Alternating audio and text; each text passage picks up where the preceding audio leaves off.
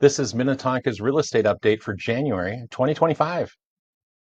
Let's take a look. We're kind of going behind the scenes here. Hope it's okay, but it's not the PowerPoint presentation, but it's close. So you'll get the same information, but I wanted to share it this way. I'm going to have to take my glasses off so I can actually read, which is pretty depressing, but I'm getting old. The saturation rate or the absorption rate or the month supply was 2 months for January. Now, if we look at January of the previous year, 2024, it was 1.6 weeks, 1.6 months, which is like 6 weeks. So right now it's really only about 8 weeks. So it's not that bad. Quick question for you. Are you curious about the value of your home? If you are, I have just the thing for you. Just scroll down below where you're watching the video right now, and then where you'll see free market value report. And you click on that link right there next to it, and it will go to this website, which is my website. You'll type in your address, and then you'll push that green button.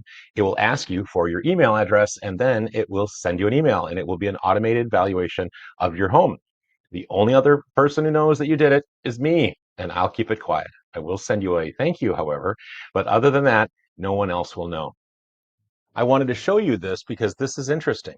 Minnetonka for January had 110 listings on the market.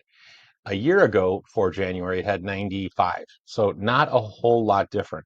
But as you can see, in the heavier months, having 110 homes on the market basically pushes this month's supply out.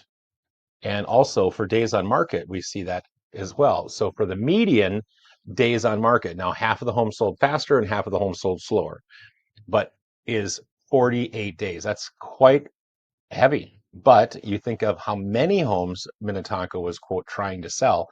The month before, December, was 38. Now, if we look at January the previous year, it was 37. So it's not that much different in that context.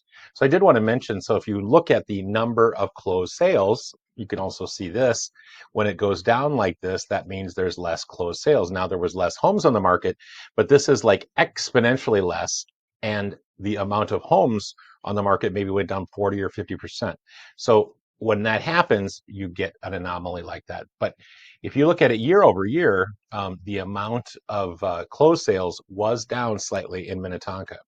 Let's look at a couple other things here real quick. Price per square foot, I think, is interesting. It finished out January at $210 a square foot. Now, this is all square footage, not above and below ground. And if you look at that year over year, January to January, and Minnetonka is almost a big enough town to do that because there's enough to, it's almost a big enough town to do that with. And so, but what it really boils down to is that there was a 5% increase. So if your home was a $500,000 home, theoretically, given everything else equal, your home went up $25,000, which is pretty darn cool. Now, there are a lot of other variables, but it's still a truism, okay? I wanted to share with you a little bit about price as far as discounts that the sellers are giving, because I think this is important to pay attention to. So on the median, Minnetonka sellers gave about a 2.9% discount to the buyer in that month. Now, if we go back a year, it was 95.7. Now, statistically, 1.3 is not a huge difference. Minnetonka is a larger city.